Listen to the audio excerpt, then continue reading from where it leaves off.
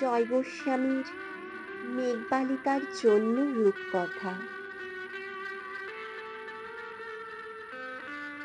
আমি যখন ছোট ছিলাম, খেলতে যেতাম মেঘের দলে। একদিন এক মেঘবালিকা প্রশ্ন করল কৌতূহলে, এই ছেলেটা, নাম কি রে তোর?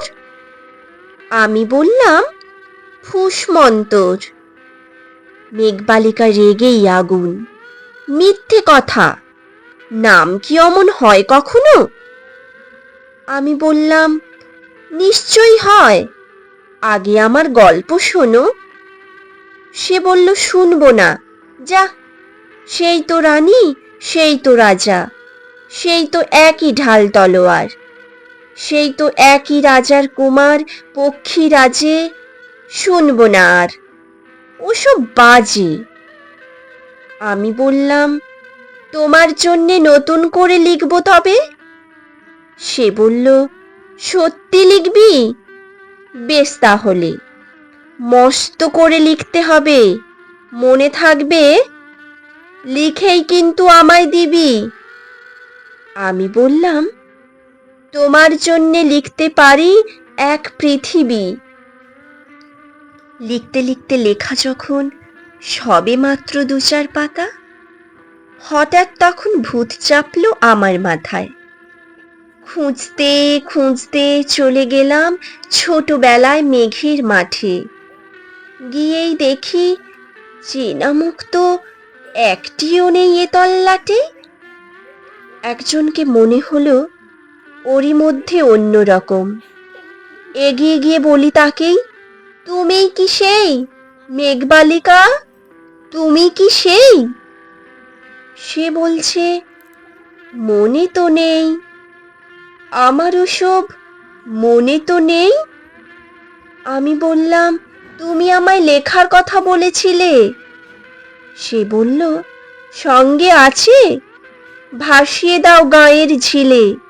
আর হ্যাঁ, শোনো, এখন আমি মেঘ নই আর, সবাই এখন বৃষ্টি বলে ডাকে আমায়। বলেই হঠাৎ এক পশলায় চুল থেকে নখ আমায় পুরো ভিজিয়ে দিয়ে অন্য অন্য বৃষ্টি বাদল সঙ্গে নিয়ে মিলিয়ে গেল খরস্রোতায়, মিলিয়ে গেল দূরে কোথায়, দূরে দূরে। বৃষ্টি বলে ডাকে আমায়, বৃষ্টি বলে ডাকে আমায়। আপন মনে বলতে বলতে আমি কেবল বসে রইলাম, ভিজে একসা কাপড় জামায় গাছের তলায় বসে রইলাম। বৃষ্টি নাকি মেঘের জন্য? এমন সময় অন্য একটা বৃষ্টি আমায় চিনতে পেরে বলল, তাতে মন খারাপের কি হয়েছে? যাও, ফিরে যাও, লেখো আবার।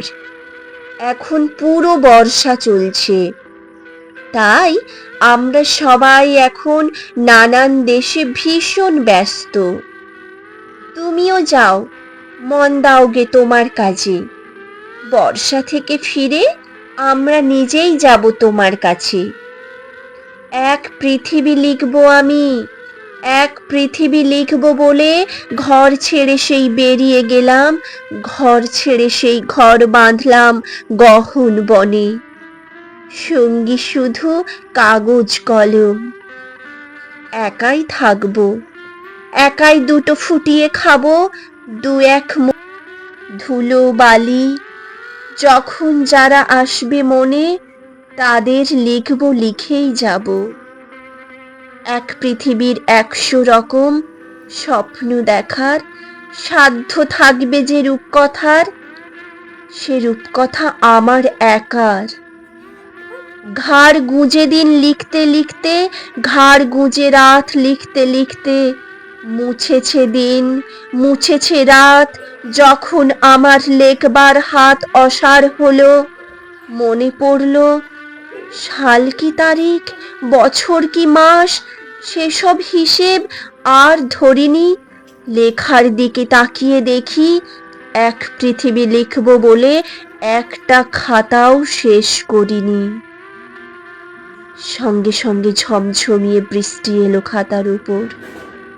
আজীবনের লেখার উপর বৃষ্টি এলো এই অরণ্যে। বাইরে তখন গাছের নিচে নাচছে ময়ূর আনন্দিত। এ গাছ ও গাছ উড়ছে পাখি, বলছে পাখি এই অরণ্যে কবির জন্য আমরা থাকি। বলছে ওরা কবির জন্যে আমরা কোথাও, আমরা কোথাও, আমরা কোথাও হার মানিনি। কবি তখন কুটির থেকে তাকিয়ে আছে অনেক দূরে। বনের পরে, মাঠের পরে, নদীর পরে, সেই যেখানে সারা জীবন বৃষ্টি পড়ে, বৃষ্টি পড়ে। সেই যেখানে কেউ যায়নি, কেউ যায় না কোনো দিনই। আজ সে কবি দেখতে পাচ্ছে সেই দেশে, সেই ঝর্ণা তলায় এদিক ওদিক ছুটে বেড়ায় সোনায় মোড়া মেঘ হরিণী, কিশোর বেলার সেই হরিণী। ধন্যবাদ।